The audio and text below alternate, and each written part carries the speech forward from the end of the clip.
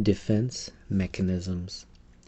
And defense mechanisms are essentially how people behave or think in response to certain stressful or traumatic life situations or events. There are about 8 I want to go through, and I've broken them up into 3 categories. The first one is primitive. The next one I've called less primitive. And the final one is mature. Now, as you go down this list, the more mature a defense mechanism is, the more effective it is long term. So that's how you can think about it. Primitive is sort of something that you do to compensate short term, but it's not very effective long term. You want to get into this category to have a defense mechanism that is appropriate in coping with the stressful life event long term. So I'll go through 4 of them that are primitive, 3 of them that are less primitive, and 1 that's mature. So let's start with the primitive defense mechanisms. The first one is called denial. Denial essentially is referring to when a person refuses to accept reality. One common example is a patient who is an alcoholic, and he basically denies having a drinking problem, no matter what you tell him or no matter what the family tells him, in complete denial. And this can also happen in certain medical conditions where a person is diagnosed, let's say, with cancer, and he just refuses to accept it.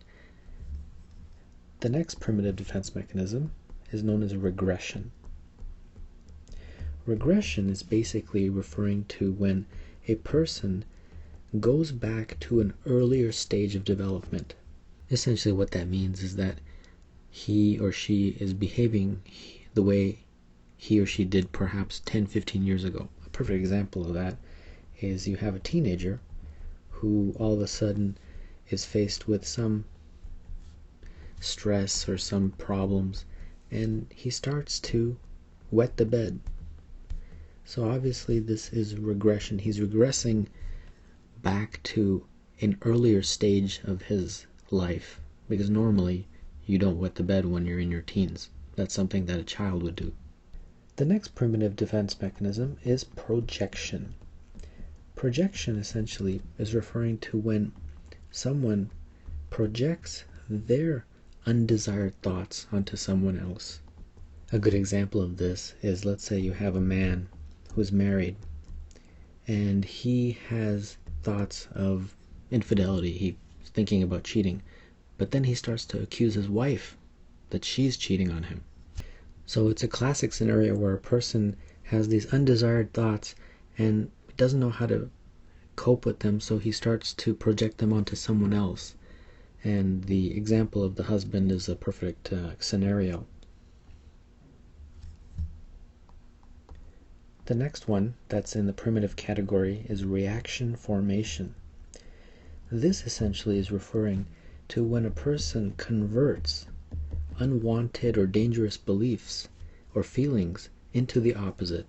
Where you can kind of think about this is a situation in which you are responding in essentially the opposite way of what you would think.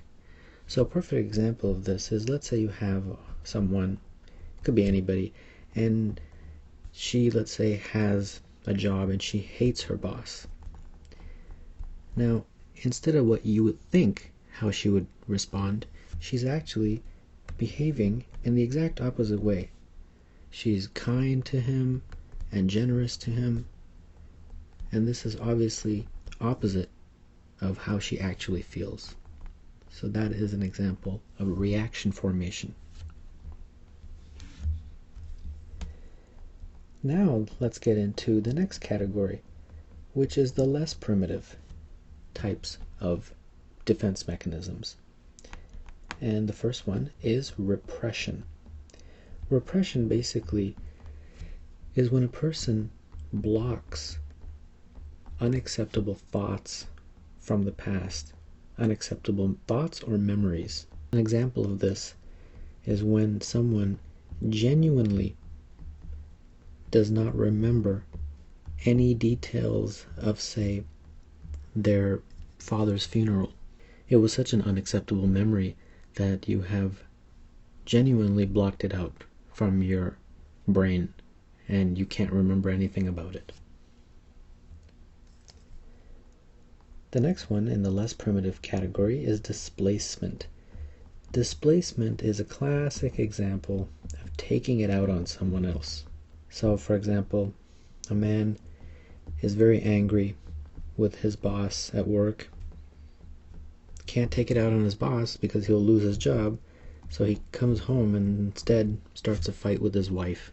He can also come home and maybe hit his kids or get angry with his kids. Classic example of taking it out on somebody else, taking out your anger or frustrations out on somebody else. The next one is rationalization.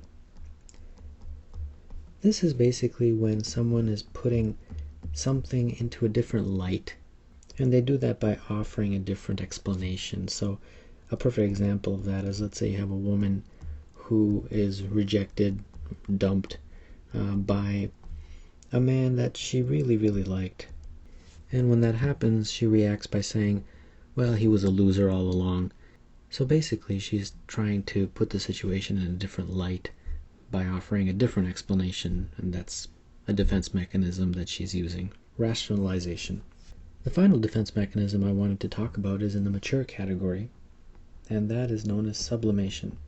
Sublimation is basically when a person channels unacceptable actions into a more acceptable one. So doing something positive when you're faced with some problem. So a perfect example is that is a teenager who has violent behavior at school, and with the support of his teachers and guidance counselors, he joins the wrestling team and uses his aggression in a positive way to become a very successful wrestler and starts winning medals and trophies.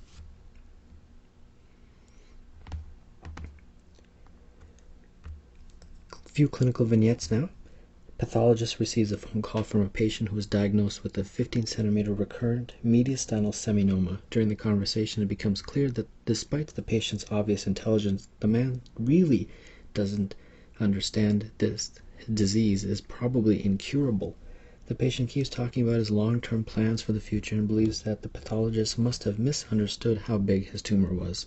Later, the surgeon tells the pathologist that he has spent 12 hours over the last 6 months trying to explain the prognosis to this patient. Patient is most likely using which defense mechanism? Well, this patient is clearly intelligent, but he is so stressed out about this that he cannot accept the reality, and this is a classic example of denial. 27-year-old swimmer who feels insecure about her athletic abilities harshly criticizes her teammates' technique. Which of the following ego defense mechanisms is she using?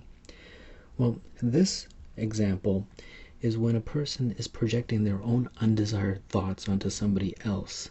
So she is actually very insecure about her abilities, so she's projecting that onto her teammate. So that is projection.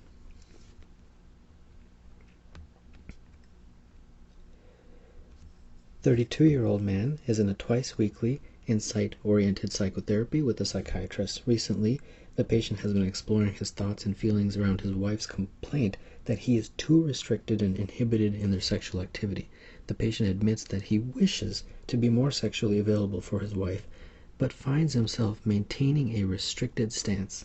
Which of the following defense mechanisms would best describe the patient's tendency in a sexual relationship with his wife? In this question, what's happening is the patient is responding in the opposite way. He definitely, as he says, admits he wishes to be more sexually available for his wife, but he's responding in the exact opposite way, which is maintaining a restricted stance. And that's a classic example of reaction formation, where you convert a feeling into the opposite. Next question. There is a classic zoo story about a cage with 3 monkeys in it. The largest monkey steals the middle-sized monkey's bananas. The middle-sized monkey then screams with rage, hits the smallest monkey on the head, and then steals his banana. The middle-sized monkey is using which of the following defense mechanisms? Well, what's happened here is a classic example of taking it out on other. The middle-sized monkey is very angry that his banana was stolen, but he cannot respond with anger to the larger monkey. So what does he do? He takes it out on the smaller monkey. So it's a classic example of taking it out on somebody else, and that's displacement.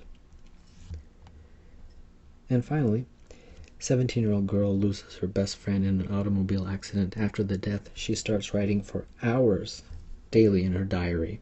This would most likely be an example of which of the following defense mechanisms? She's obviously traumatized by this event. Her best friend, I'm assuming, is very similar in her age, died as a teenager, and now she cannot spend time with her friend or talk to her friend. This is a very undesirable thing that's happened in her life. So she's channeling it into something more positive. By doing what? By writing for hours daily in her diary. And that helps her cope with this. It's a positive defense mechanism known as sublimation.